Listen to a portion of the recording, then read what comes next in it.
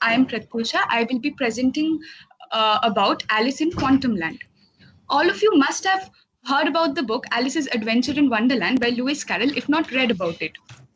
The book narrates the story of a little girl named Alice who travels to this mysterious place where she encounters a lot of weird incidents. Now, one such incident being she comes across a cat. What is so weird about encountering a cat? We have cats all around us. So the cat describes himself as the Cheshire Cat. Now, what is a Cheshire Cat? A cat which can actually disappear, leaving behind its grin. This Cheshire Cat was introduced by Lewis Carroll in her book. Now we know that a grin belongs to a cat, and it is without the presence of the cat, the grin has no independent meaning. So, like, this is just fantasy, right?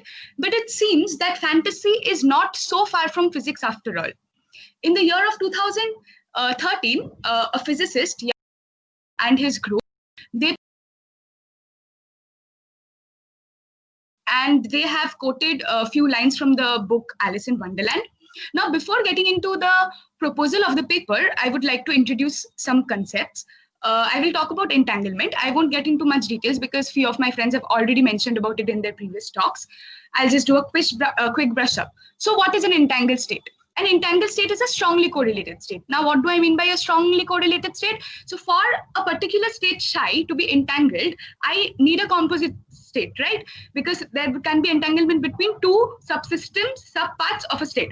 So now if I have a state psi given by this expression, and if this psi, the two subparts A and B are A and B are two observers who have this A part and B part, and if they are galaxies apart from each other, if A measures his state, he will find her result to be 0. It can be easily seen from the state that if A's result is 0, then B's result will be 1. And if A's result is 1, B's result will be 0. By 0, 1, it is equivalent to spin up and spin down. It is an analogy.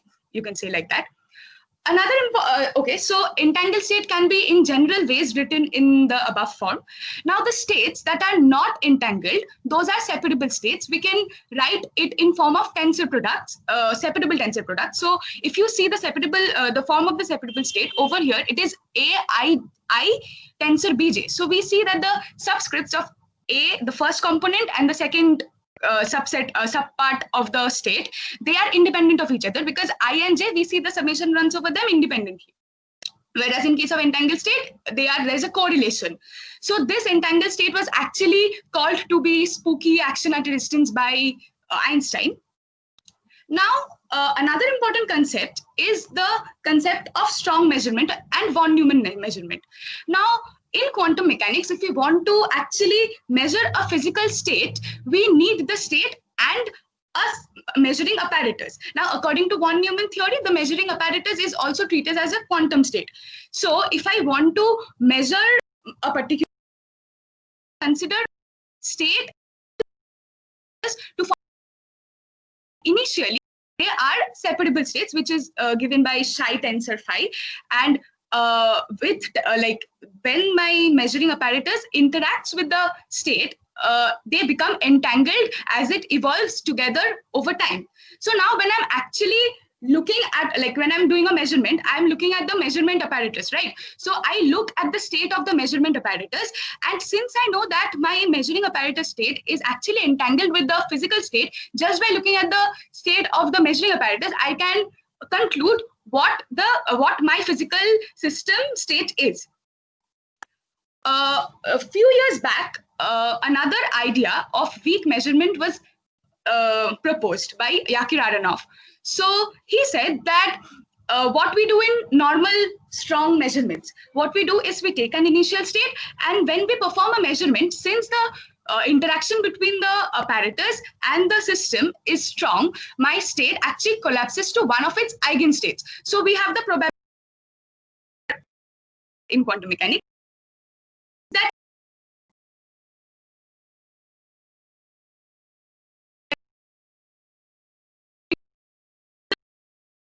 is weak. State is not actually collapsing to one of the states. It is just interacting very weakly, and it is not much disturbed. So it can further evolve in time. So what we do, if we consider such a weak interaction and we let my state to evolve in time further, I will see, like after letting it evolve for a certain time, I can perform a strong measurement and I will get some states. Now, if I perform this process for an ensemble of initial states, so initial states I'm calling as pre-selected states. So if I take n copies of identical initial pre-selected state and I do like I give a small interaction, a weak interaction with some apparatus, and then I perform another final measurement, which is a strong measurement. So now among this, in this identical copies, when I perform the final strong interaction, I will see that the final state can be any one of the eigenstates of the initial final state. So now what I'm doing is I'm selecting only one of those possible states. Suppose suppose psi is the initial state and psi 1, psi 2, psi 3 are the possible states. So I am selecting psi 1, and this is what I'm calling the post-selected state. And now their theory aimed to further study the properties of the physical system when the initial state was psi I, and suppose the final state, the pre-selected state that I'm choosing to be psi f. So their aim was to find out what will be the expectation value of some other observable of the physical state at any intermediate time. Now let me go to the proposed idea. So they took a photon and they passed it through the interferometric setup that I've shown. So they passed it through the beam splitter, and after passing through the beam splitter 1, photon actually splits to two arms of the interferometer. So it's like L and R. So it's like that the photon is in superposition of this L and R state, and the initial photon that I've taken, it is in the horizontal polarization.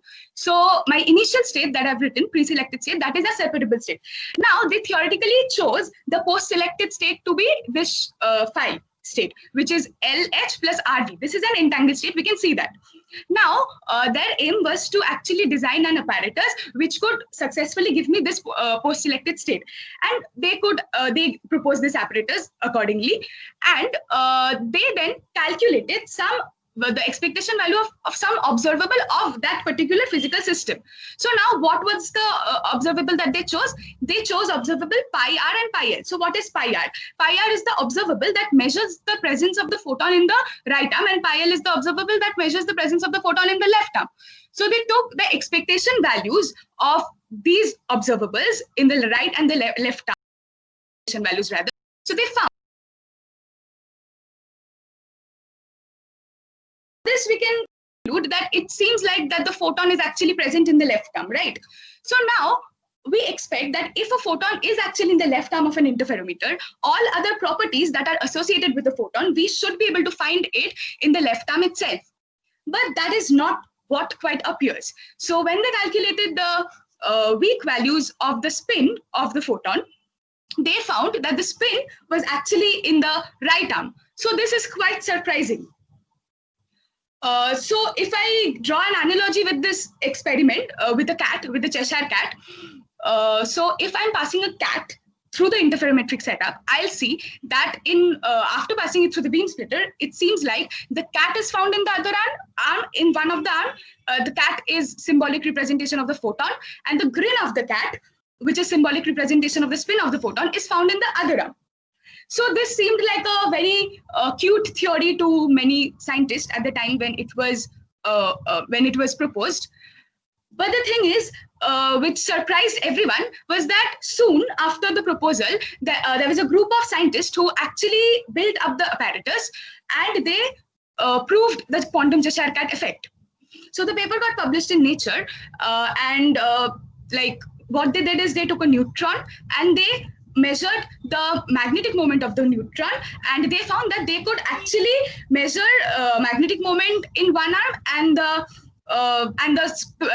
presence of the neutron in another arm. So soon after that work, many other scientists got interested in this theory. So another proposal was, can two quantum Cheshire cat actually exchange grains? So the idea was, if I have a white cat with a blue grin and a black cat with a pink grin, so I am passing it through an even more complicated interferometer setup. So after passing it through the setup, it seems that the final state that we obtain, it is actually a white cat with a pink grin and a black cat with a blue grin. So we see that the grins actually interchange. Very soon after this work also was experimentally verified. So this actually gives a very radical implication. So it seems like we know that a physical entity has its property, no the properties. From these proposals and from these experimental results, it seems like that we cannot say that a property actually belongs to a physical system, because like it has no meaning. If we can exchange the properties of two systems, what does it even mean?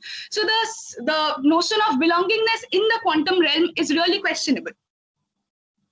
One important point to notice is that entanglement plays a very important role in this process, because the post-selected state is always an entangled state. So two important components for making the Cheshire Cat theory a success is entanglement, and another one is weak measurement.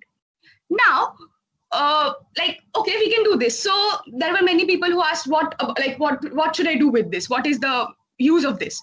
So some physicists, they think, it is not yet been proved, that maybe this quantum Cheshire Cat effect might lead to help us study properties of system which are very difficult to study otherwise, because of the presence of the magnetic moment. Because in many cases it happens that the magnetic moment, the presence of magnetic moment disturbs other properties of the system in those high precision measurements. So it might be useful. But one important point is there are a lot of controversies regarding this weak measurement.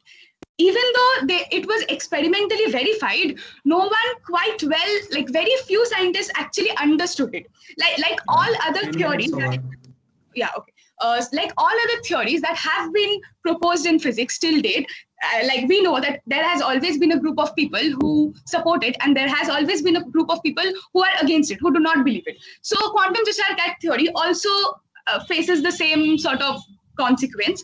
So there are many people who think this, like they are okay with the idea of weakly interacting the system with the measurement apparatus, but what baffles them is selection of the post-selected state. They feel that if we select a post-selected state like at the final level, so the probabilistic approach of quantum mechanics is lost. So weak measurement is like, it's just a implication of classical statistics. But again, there are many scientists that definitely have values, but at this level, with the current progress in this field, it is not very clear what more we can actually conclude from this experiments and these proposals. But with time, we can definitely make a lot of progress in the field, and we can infer much more things about the actual nature of quantum systems.